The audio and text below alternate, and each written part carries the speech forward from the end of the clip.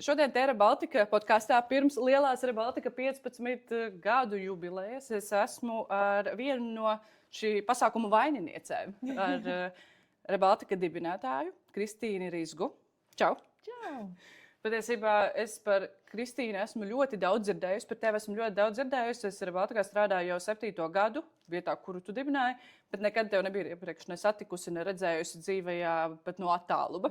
Un es speciāli pat nemeklēju informāciju par tevi, jo es domāju, īstenībā visus šos gadus es dzirdēju, kāds piemin tevi, un tad es domāju, nu es viņu satikšu un es viņai visu pati pajautāšu. Un bija jāpaiet 7 gadiem, lai šeit mēs beidzot apsēstos un parunātos gan par tevi, gan par Rebaltika pirmsākumiem un kā tas viss notika. Es strādāju, kā jau es minēju, Rebaltikā 7 gadus. Tas ir medijs, kuru tu dibināji. Ja tev būtu sevi jāraksturo, kā tu teiksi, kas tu esi? Vai tu esi žurnāliste? Jā, es esmu žurnāliste. Es jau 20 gadus strādāju Amerikā kā žurnāliste. Un pēdējos 3 gadus es koncentrējos izpētīt dabas tēmas, lai rakstītu grāmatu. Un pirms tam? Pirms tam es 3 gadus strādāju Atlantika žurnālā, kur es biju nacionālais korespondents, un es rakstīju par izglītības tēmām. Un vēl pirms tam 6 gadus es nostrādāju kā štata darbiniece Mother Jones žurnālā, un tur es rakstīju par izglītības jautājumiem, par ekonomikas jautājumiem. Un pirms tam es vēl strādāju vienā žurnālā, kas vairs neeksistē, bet tas bija viens no eksperimentiem. Un tur man bija lapuse, kur es rakstīju par jautājumiem, kas ir aktuāli jauniešiem. Tā mana karjera sākās. Labi. Es īstenībā sākumā nedaudz sameloju. Es teicu, ka es neko nemeklēju par tevi. Es meklēju nedaudz. Es gribēju saprast, kāda ir tava saikne ar Ameriku. Jo tu neesi no Latvijas, tāpat laikā esi no Latvijas. Un es atradu tavu blogu, tavu mājaslapu, un tur es pamanīju, ka tu uz Ameriku pārcēlies 94. gadā, kad es piedzimu. Kāpēc tu pārcēlies uz Ameriku? Kā tas notika? Kas notika? Nu, mans tēvs ir latvietis, mamma ir ebrejiete, un mana mamma bija ļoti interesanta. Mans tēvs nebija aktīvs neatkarības kustībā, un mana mamma bija Tautas frontē, bija ļoti aktīva neatkarības kustībā. Un viņa ļoti piedalījās visādos pasākumos un ļoti gaidīja Latvijas neatkarību. Un, kad Latvija palika neatkarīga, kā tu atceries, tur sākumā bija ļoti grūti. Es neatceros, man bija mazu gadu. Pašā sākumā bija tāds likums, ka piedzima brīvā valstī. Tas izmainījās pirms ienākšanas Eiropas Savienībā, bet sākumā bija ļoti grūti, ja tu nebija piedzimis Latvijā, vai arī, ja tu nevarēji pierādīt, ka tavi vecāki šeit bija jau kopš pirms, man liekas, ja es nemaldos, 45. gada vai 40. gada, es tagad tā precīzi neatceros, bet bija ļoti grūti kļūt par pilsoni, un manai mammai nepiešķīra pilsonību, un viņa staigāja, viņa bija bezpilsone. Nepilsoņu pases arī. Nebija tad vēl nepilsoņu pases, un mamma ceļoja ar padomju pasi ar caurumu. Un viņai tas šausmīgi sāpināja, jo viņai likās, es tādu palīdzēju jums izcīnīt neatkarību, un jūs man pat nevarat kaut kādu pasi iedot. Nu, un arī, etniskās attiecības haotiskos laikos bieži saisinās, un uzreiz pēc neatkarības bija diezgan haotisks laiks, un ekonomiski bija ļoti nestabilas lietas. Un, bieži vien autobusos mana mamma, kad runāja krieviski, viņai tur kaut ko par okupanti nosaica vai kaut ko tā. Viņa jutās viņa sāka justies ļoti slikti. Un, kad parādījās iespēja, ebrejiem bija iespēja aizbraukt uz Ameriku, un, kad viņai tā iespēja parādījās, viņa izlēma braukt. Man bija 17 gadi, un mamma ar tā bija izšķīrušies. Es vienkārši braucu viņai it kā līdzi, un ideja bija tā, ka es pēc universitātes atbraukšu atpakaļ uz Latviju. Bet tad es satiku manu vīru un neatbraucu. Vienmēr vīriešu. Jā, tieši tā. Un, nu, tu patiesībā jāsaka, ka tu dzīvo ASV lielāko savu mūža daļu šobrīd. Jau. Jā, Bet, neskatoties uz šo lielo pasaules pieredzi, ASV pieredzi, kas no tevis ir tāds ļoti latvisks palicis? 18 gadi Latvijā, 17. Tev ir kaut kas tāds ļoti latvisks, ko varbūt vietējie tur pamana? Nu, pirmkārt, mums ir tas, mēs esam tādi, Amerika ir tik šausmīgi. Viņiem patīk viss tāds liels un milzīgs un skaļš, un jo ekstrēmāks, jo labāks. Lielās mašīnas ceļā. Jā, tas ir pirmais, ko es ievēroju, kad es atbraucu uz Ameriku, kad tur bija tās milzīgās mašīnas un milzīgās porcijas un šampūnu pudeles tik liels. Viss bija tik liels un ekstrēms. Un cilvēki vienmēr ar laiku ievēro, ka mums ziemeļu cilvēkiem ir tāds rāmums un stabilitāte iekšā. Un tad mēs esam mierīgāki. Es pat amerikāņiem visiem stāstu. Man ļoti patīk tā filma Sentimental Value, kas ir nominēta uz Oskariem. Un cik tur ir daudz klusums tajā filmā, dialogā. Un amerikāņi tā kultūra pavisam savādāk. Un to cilvēki vienmēr iemēra, ka man ir tāds rāmums un klusums, un es nereaģēju. Latviešu introvertums varbūt nedaudz? Varbūt nedaudz tāds, bet es pat nezinu, vai tas ir, es uzskatu sevi par ekstravertu cilvēku. Nē, vienkārši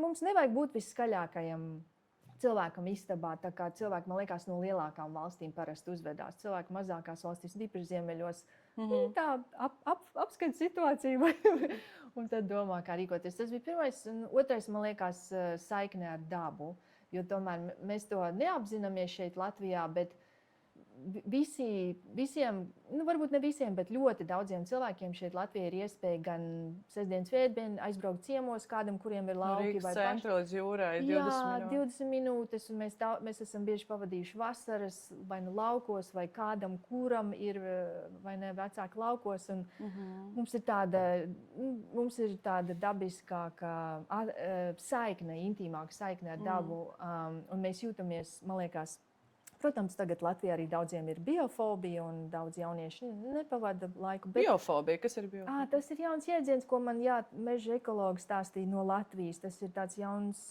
jēdziens, diemžēl, Latvijā. Tie ir jaunieši, kas parasti sociālmedijos ir saskatījušies visādas briesmas par dabu un vienkārši neiet, baidās iet ārā.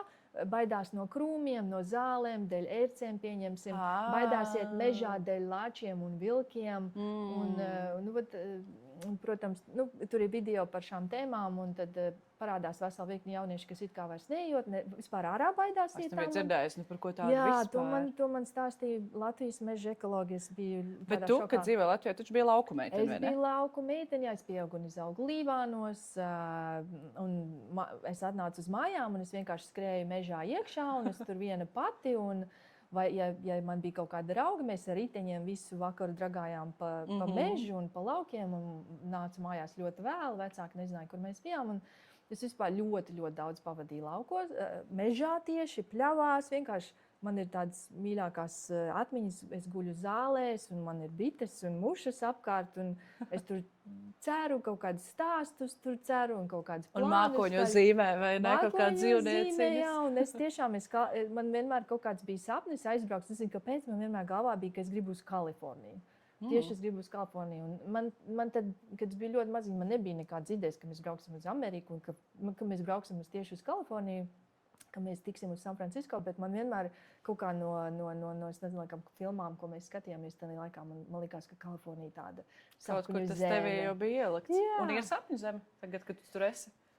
Skatoties, tur ir daudz labumu un daudzas arī problēmas. Vislabākās lietas ir, man ļoti palāmējies, ka Kalifornijā ir arī šausmīgi skaista daba, un ir diezgan viegli, ne tā kā mums 20 minūtes, tu tiec kaut kur, bet stundas laikā tu tiec ļoti skaisti. Okeāns un kalni un brīnišķīgi parki un ļoti, ļoti skaista daba. Un tu tur var tikt stundas laikā. Kalifornijā ir ļoti daudz parki visādi izveidoti. Tad lauku meitenes sirds ir mierīga. Mierīga, jā. Un tīpaši, kad es to sapratu, ka tas man dzīvē ļoti pietrūks, jo es tomēr dzīvoju San Francisco, bet 10 gadus atpakaļ es pierunāju vīru, lai mēs nopērkam mazu zemes pleķīti, vienkārši zemes pleķīti, un tad mēs tur katru sestdienu, svētdienu, tā kā kārtīgs latvietis, es braucu uz laukiem, un es tur zāģēju un dedzinu un ravēju, un tad es esmu laimīgs. Vajag tos pirkstus ielikt zemē, vai ne? Ļoti, ļoti vienkārši sēdēt mežā, un es atkal guļu pļavā, un man mušas un bites lido pāri, tā kā es esmu ļoti laimīga. Tas gan ir skaisti. Es vēl visu kaut ko noteikti tev pajautāšu ballītē, kad mēs būsim, bet šeit, lai kaut kā virzītos uz priekšu, skaidrs, ka galvenais iemesls šeit ir, kāpēc mēs esam, ir Rebaltika. Pastāst, kā tas bija. Es no Ingas esmu dzirdējusi, ka viņa bija studiju apmaiņu programmā ASV, un tu izdomāji, ka viņai vajag kaut ko dibināt Latvijā.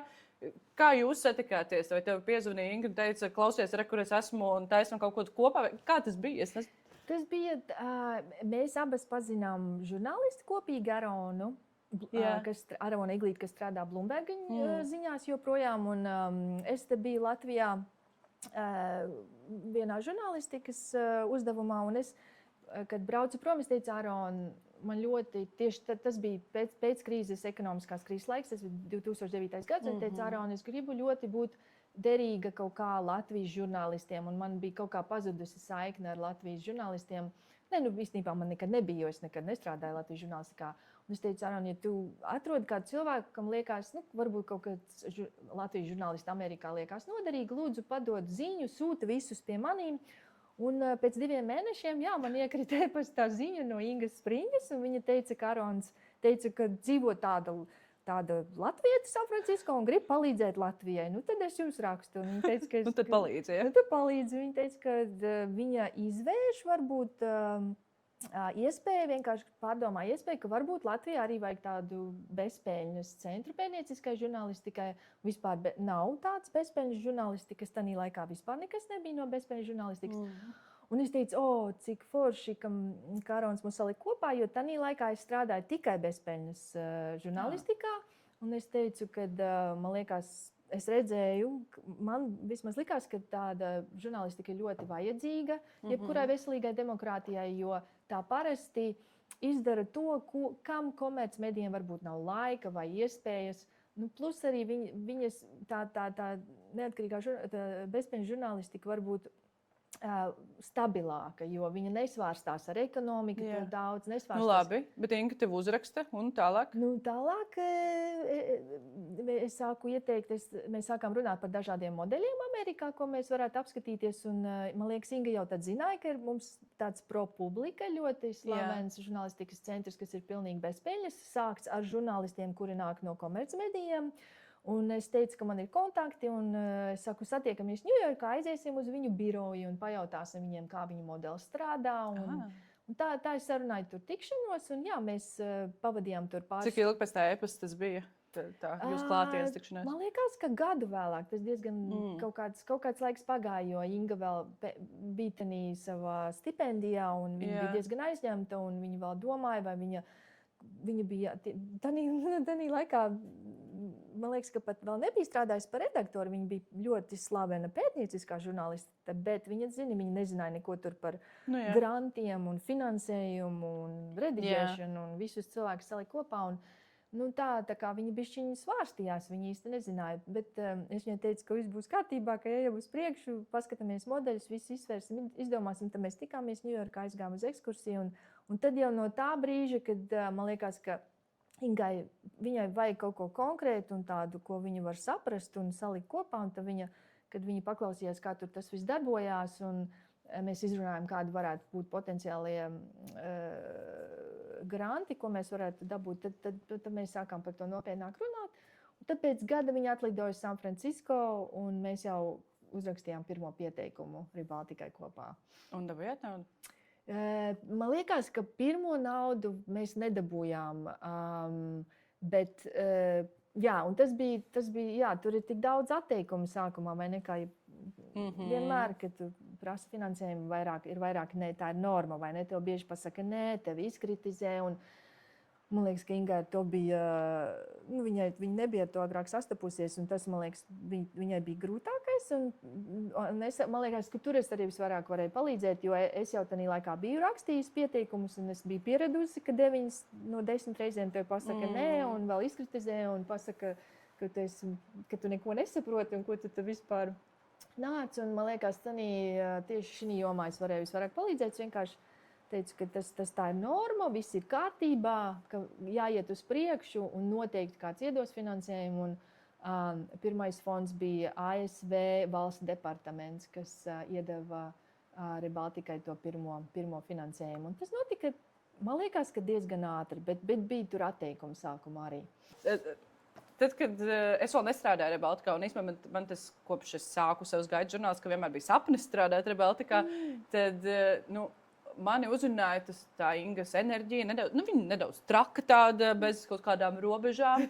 Un kas ir tas, kas tevi pārliecināja, ka jā, ar šo cilvēku es gribu strādāt, es gribu ticēt viņas idejai, jo kaut kāds žurnālists no Latvijas kaut ko tagad vērs vaļā. Kāpēc man tur tērēt savus nervus?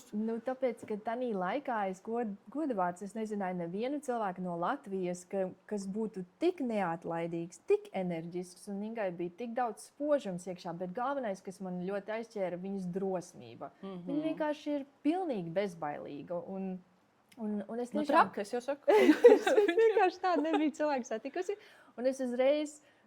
jau tādā vecumā es vienkārši zināju, ka šis cilvēks, ja viņa izdomā, ka viņa kaut ko grib, ja viņa tikai pati izdomā, ka viņa to grib, viņa var visu. Un es domāju, šeit ir vērts ieguldīt visu laiku.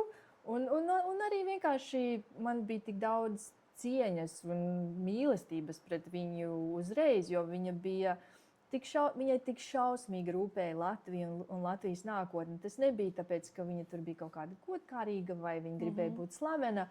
Viņa varēja redzēt, cik viņai šausmīgi rūp Latvija un ka viņa grib, lai demokrātiskā Latvija ir brīva un nekorumpēta un tiešām bija gatava ieguldīt tam visu dzīvi. Un tāpēc mani tas ļoti iedvesmoja un motivēja. Un bija grūti ar viņu kaut ko neturpināt. Tad, kad pirms 15 gadiem jūs dibinājāt kaut ko, par ko vēl nebija skaidrs, kas tas īsti būs, un tagad šodien tu esi bijis valdes sēdē, tu esi tikusies ar maniem kolēģiem Rebaltikā, vai toreiz, kad jūs skatījāties, šis bija tas, ko tu iztēlojies, vai pavisam kaut kas cits? Nē, tas vispār ir pilnīgi pārsniedz visas manas vēlmes un cerības. Es nekad mūžā nebūtu iedomājusies. Es nezinu, es domāju, varbūt Rebaltikai būs 2-3 žurnālisti, un labi, ka viņa, labi būs forši, ja viņa 5 gadus izdzīvos, jo nebija tā bezpēļņas žurnālistikā tradīcija Latvijā, un finansējumu bija ļoti grūti atrast, vai ne, pa Baltijas reģionam. Un tas ir brīnums. 15? 15, tikai 5. Jā, un 8 štata darbinieki, un tik brīnišķīga žurnālistika. Es vienmēr, es pēdējos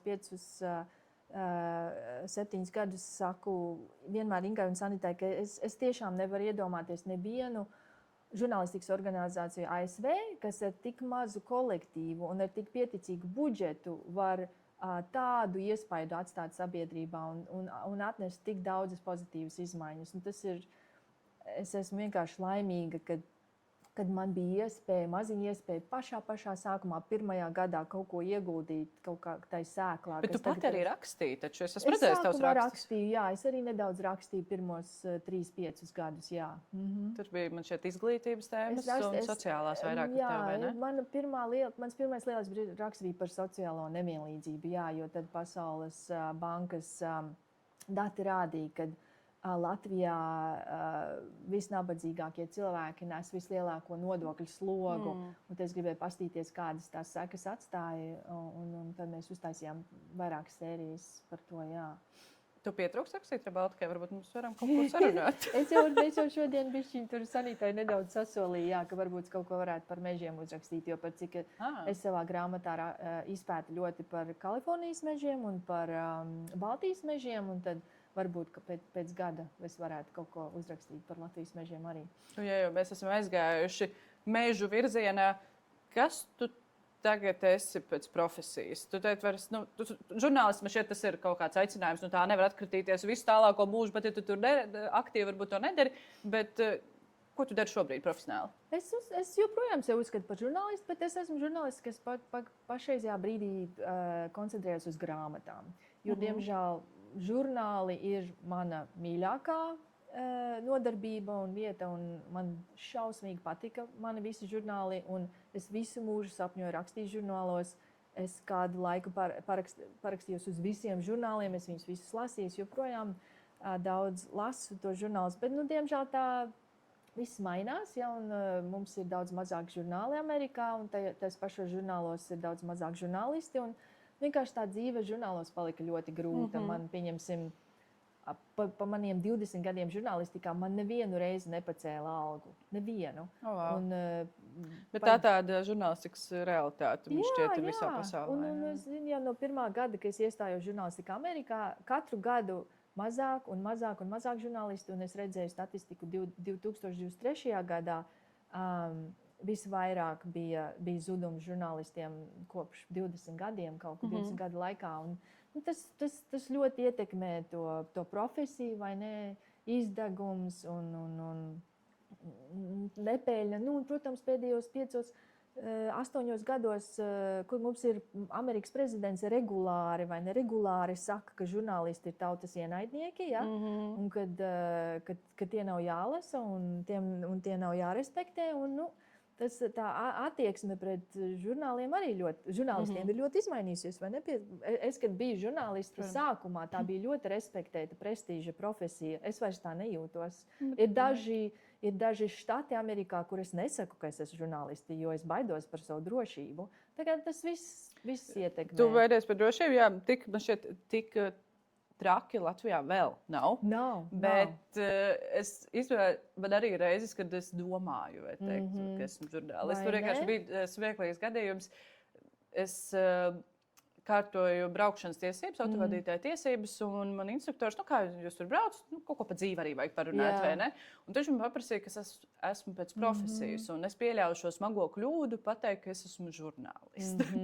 Un visas atlikušās 40 manas braukšanas nodarbības minūtes es klausījos, cik Latvijā viss ir slikti, kā notiek visādas sliktas lietas, kā vajag slēgt Air Baltica, Rail Baltica, visu iespējamo.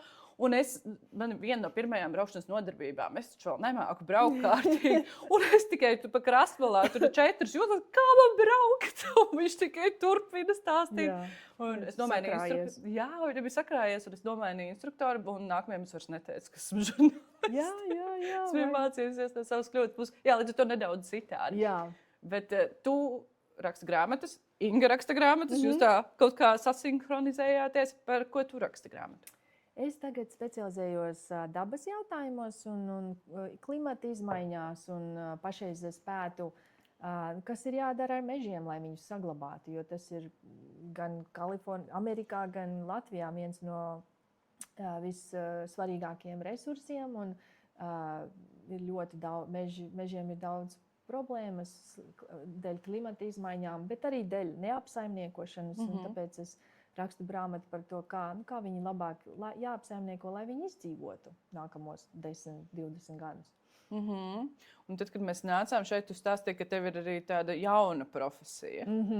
Jā, tad šī profesija, šī izpēte ir mani arī atvedusi pie jaunas profesijas. Jā, Kalifornijā ir tāds klimats, kur ļoti svarīgi mežos dedzināt regulāri. Un tad, tas ir viens no tādiem galvenajiem veidiem, kā viņus uzturēt veselīgus. Es dabūju certifikātu, es esmu certificēts dedzinātājs. Es katru ziemu un katru vasaru nedaudz padedzinu. Latviešu sapnis mums tā cool patīk dedzināt. Mans vīrs ielika dažas bildes Instagramā, un es dzirdēju no ļoti daudziem klases biedriem, ka tas ir nelegāli Latvijā, un ko es tur vispār daru. Un es tagad vispār esmu ievēlēts par viceprezidentu mūsu Ziemeļkalifornijas dedzināšanas asociācijā. Tas ir tik fantastiski, es neko vispār tādu nebiju dzirdējis. Es nezinu, vai ir vēl kāds latvietis vai ne dedzināšanas asociācijā Amerikā.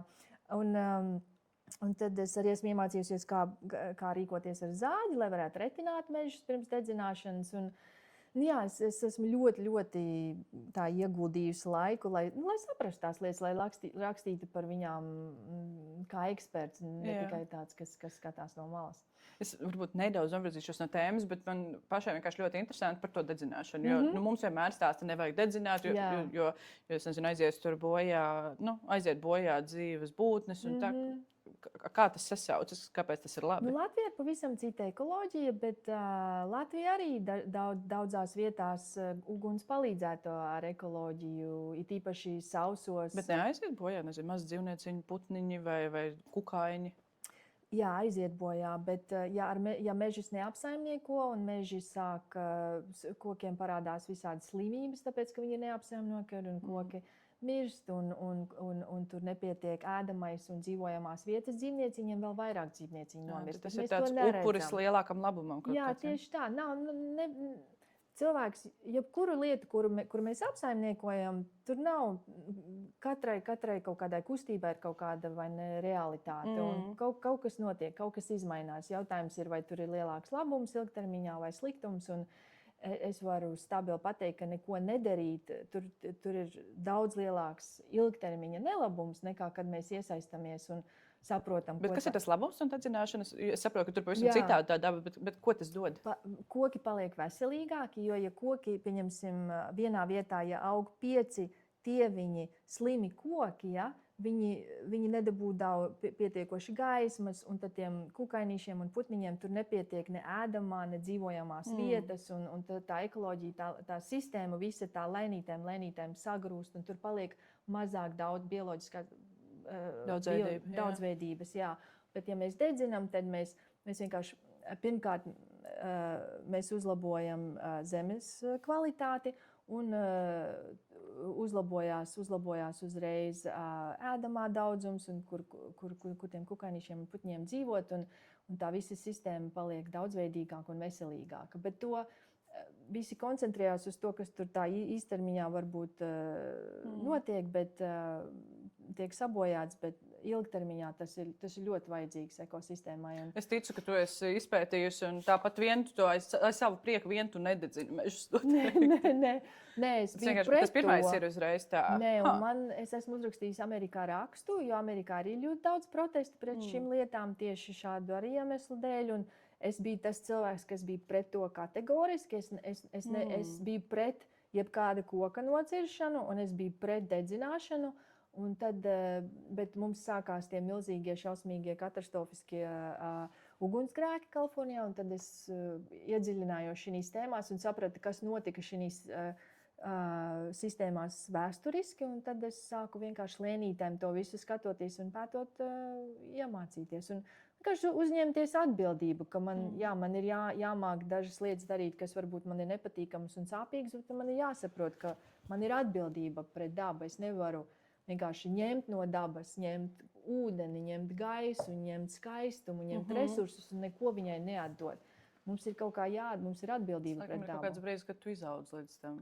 Jā, es līdz 50 gadiem neko tādu nedarīju. Kaut kāds laiks pagāja. Atgriešanās pie saknēm. Jā, tieši tā. Es tieši tā domāju. Jā, un man ir milzīgs gandarījums no šī jaunā virziena manā dzīvē.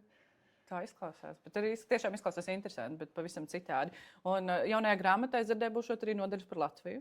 Jā, man būs 2 sadaļas par Latviju, jo Baltijas reģions ir šausmīgi interesants saistībā ar mežiem un dabu, jo to pat dažreiz vietēji latvieši nezin, bet Baltijas reģionā pirms kristietības tādas dabai pietuvinātās tradīcijas saglabājās visilgāk Eiropā, jo šeit vienkārši daudz ilgāku laiku.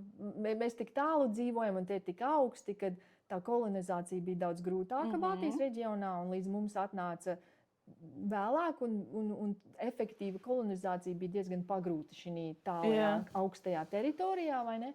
Un tāpēc kaut gan kristītība vienmēr mijās kopā ar pagānismu, bet šīs tādas vecākas dabai pietuvinātās tradīcijas saglabājās visilgāk. Un tad pirmkārt, es aprakstu to vēsturi, un tad es arī aprakstu mūsdienas. Es aprakstu ekologus un cilvēkus, kas darbojas ar dabiskajām pļavām un mežiem, un kas mēģina atjaunot un saglabāt šīs tradīcijas Latvijā un iesaistīt vairākus. Un kad mēs šo visu varēsim lasīt? Nu, cerams, 20... Šis, laikam, sāpīgs jautājums vienmēr rakstošajā. Es ceru pabeigt nākamgad, un tad 28. gadā būs izdota. Angļu valodā, protams. Angļu valodā, jā. Nu, bet cerams, varbūt kāds izdevējs Latvijā arī gribēs latviski iztulkot variantu. Es jau labprāt. Ja kāds izdevējs mums jā, klausās. Tieši tā. Tad tagad no taviem mežiem un tevis nedaudz atpakaļ pie Rebaltikas atkal ir pagājušie 15 gadi. Ja tu tā atskaties, tev ir kādi, kā organizācijas darbi, paveiktais, pētījumi, raksti, es nezinu, kaut kas, par ko tu lepojies visvairāk, būt daļa no tā? Katru gadu ir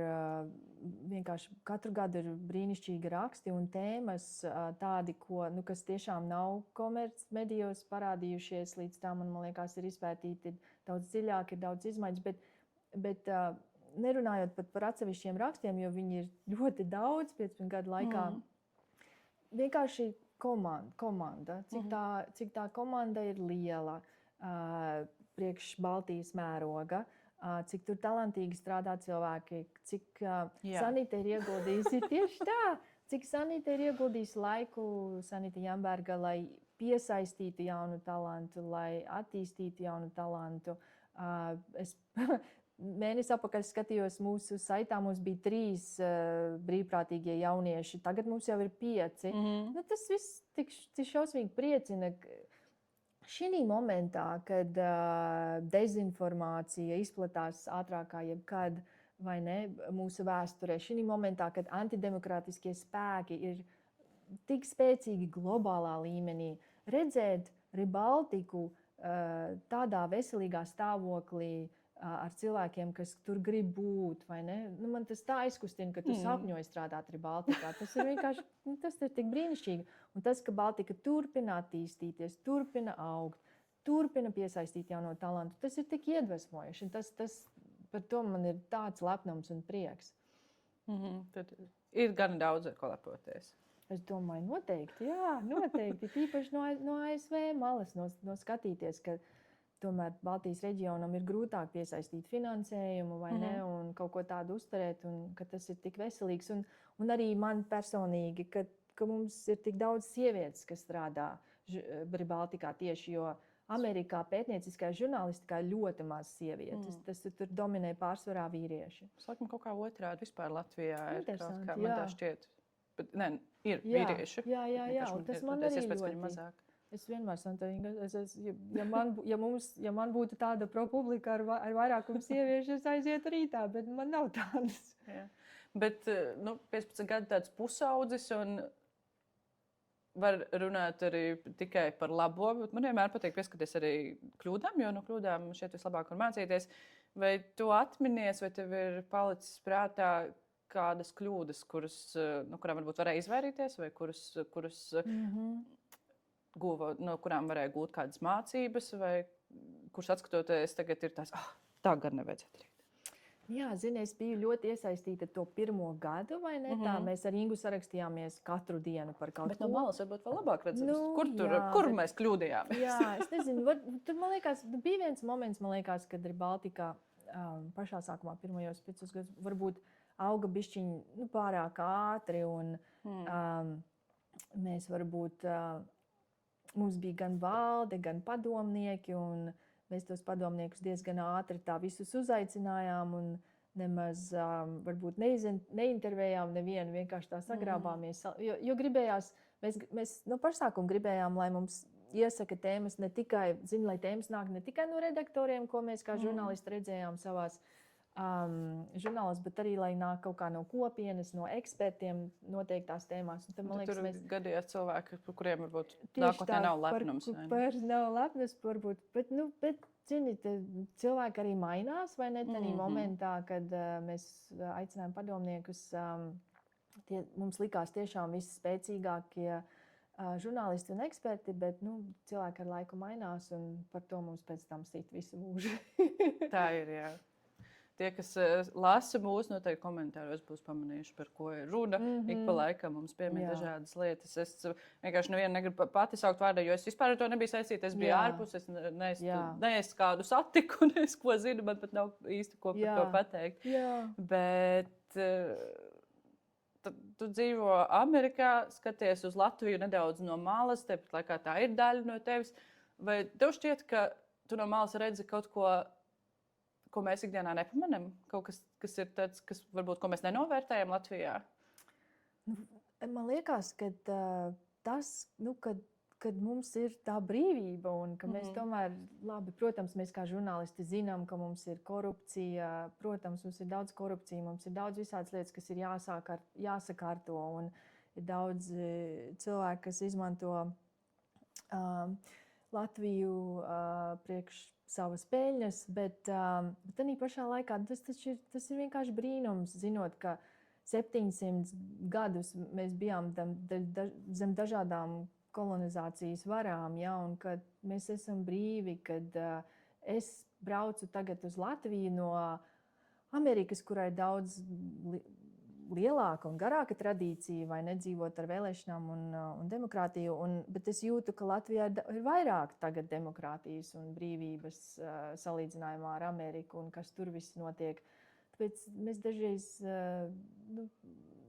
kaut kā to, te ir ļoti daudz par ko dusmoties, bet es vienkārši atbraucu un tā ir rietumu valsts. 20 gadus atpakaļ, 20, tagad jau daudz vairāk gadus atpakaļ, tā bija padomju savienības daļa. Un es atceros to savu bērnību un tās rindas drausmīgās veikalos un bailes.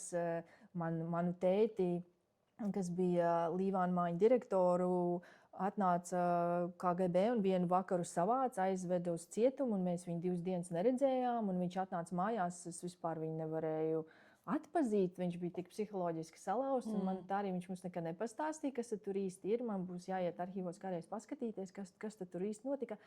Bija nepārtrauktās bailes, un cilvēki baidījās apspriest politiku vai kaut ko brīvi izteikties.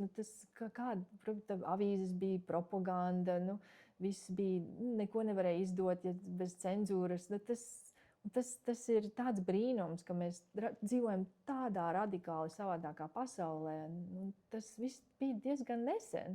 Par to, man liekas, šeit atbraucot. Un es arī redzu, labi, ļoti daudz lietas ir nesakārtotas, bet kaut kā viss paliek nedaudz arī labāk, vismaz no manas skatiena. Un par to man ir milzīgs prieks, un es jūtos ļoti pateicīga par to.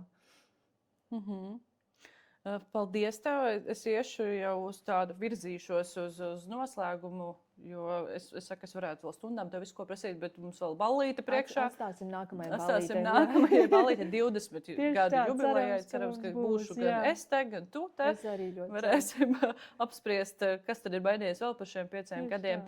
Bet tāds mans pēdējais jautājums, ja tev būtu iespēja nosūtīt vēstuli Kristīnai, kas pirms 15 gadiem ar Ingu dibina Rebaltiku, ko tu viņai teiktu? Bet varbūt ne par Rebaltiku, varbūt vienkārši, kas ir tas, ko tu tagad esi par dzīvi vai darbu vai jebko sapratusi, ko varbūt būtu noderējis saprast tad? Gan Kristīnai, gan Ingai, mums abām. Jā, ko tu viņām sūti? Tev ir iespēja nosūtīt vēstuli Kristīnai un Ingai pirms 15 gadiem. Ko tu viņām uzraksti? Es domāju, varbūt klausīties mazāk, ko ārpusē par mums runā, vai ne? Jo tas īpaši bija Ingai. Es to mazāk dabūju, jo es dzīvoju Amerikā. Neviens man īpaši nezināja, kā arī Baltikas seju, bet Inga kā jauna sieviete, kas uzsāka tik lielu, ambiciozu organizāciju, un viņas vadībā tie pirmie pētījumi bija ļoti lieli un spēcīgi. Arī es to bišķiņ dzirdēju savu saviem nevienlīdzības stāstiem, bet vairākumu to dabūja Inga. Vienkārši iemācīties to sienu sev aplikt vairāk bišķiņ un nelasīt tos visus komentārus visu laiku, kad viņi tev nāk virsū un nedomāt par katru no tiem komentāriem, vienkārši saglabāt savu veselību, gan garīgo, gan fizisko, lai varētu šo darbu darīt visu mūžu. Jo nu, tas ir īpaši Ingai. Man, kā jau teicu, es dzīvoju komfortabli Amerikā, bet to, ko Inga izdzīvoja uz savas ādas, ar draudiem, ar kādiem vārdiem tikai viņi nav saukuši, nu, tas ir.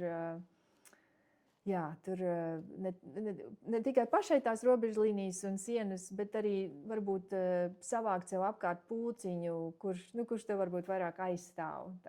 Savākt cilti un iet pie terapeita. Tās ir tās lietas, kas jāraksta tev vēstulē. Savākt cilti, jā. Tagad mēs jau esam savākuši cilti, bet, kad mēs bijām jaunākas, mēs par to tā nedomājām, cik tas ir vajadzīgs un nepieciešams. Un mēs tik bliezām uz priekšu un gājām un turpinājām un visu lasījām un visu mums likās, ka mums viss ir jāizlasa un viss ir jāizklausās un uz visu ir jāatbild un ka mēs esam par to atbildīgas, bet jā, šodien es to visu mierīgāk un gudrāk skatos, man liekas. Kad tu esi jaunāks, varbūt tev vairāk arī rūp un tev gribas sev aizstāvēt un gribas pierādīt taisnību. Jā, nav tā bieza āda, kas ar vecumu uzaug. Tā kā ļoti, man liekas, tīpaši mūsdienās ir ļoti grūti būt žurnālistam. Un, jā, tiešām tā cilts ir šausmīgi svarīga. Kāds, ka tu esi tādā vissliktākajā momentā, vai ne, ka tu jūties visjūtīgākais un ka tev brūk no visām pusēm, ka tev tomēr ir kaut kādi 5 cilvēki apkārt, kas tev var palīdzēt saprast, kas ir objektīvi, par ko tev jāuztraucās un par ko tev nav jāuztraucās, un kas vienkārši tev apmīļo un palīdz tam grūtajam brīdim tikt nedaudz, ne tikai varbūt nomierina, bet arī atver acis reizēm. Jo reizēm šeit ir svarīgi, ka tā cilts ir ne tikai tāda, kas tev samīļo, bet kas arī bišķiņ pa galvu iedod. Jā, jo dažreiz tev kritika ir, protams, nopelnīta, bet kad tu esi tādā ļoti trauksmīgā momentā, tu nespēji pats saprast, vai tas ir taisnīgi vai nē. Un tāpēc, jā, ļoti svarīgi, lai ir tā cilts, kurai tu uzticies, kas tev gan iesit pa galvu, bet arī samīļo pēc tam. Viss būs kārtībā, visi cilvēki taisa kļūdas, vai ne? Un, kā man Inga nesen teica, nav kļūdas, ir tikai pieredzes.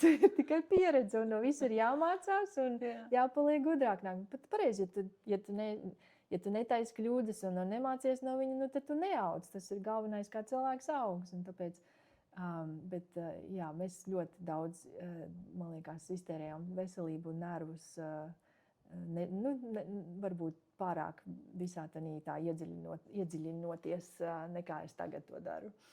Tad noslēgumā es patiesībā gribu teikt tev paldies ne tikai par šo sarunu, bet vispār, jo tad, kad tu ar Ingu dibini Rebaltiku, es vēl mācos skolā, un tad tālāk tas mans ceļš un mani sapņi ved uz vietu, ko jūs izveidojāt. Un tāpēc paldies, ka jūs radījāt to vietu, kur es tagad varu strādāt, un kur es esmu saugus un kas vairs nav tikai darbs. Tad, kad mēs gājām uz šejieni, es arī tev teicu, ka man reizēm ir sajūta, ka es nezinu, kur vairs ir Rebaltika, kur beidzos kur sāks Rebaltika, jo mēs esam tā sauguši kaut kā ar šo kantori kopā.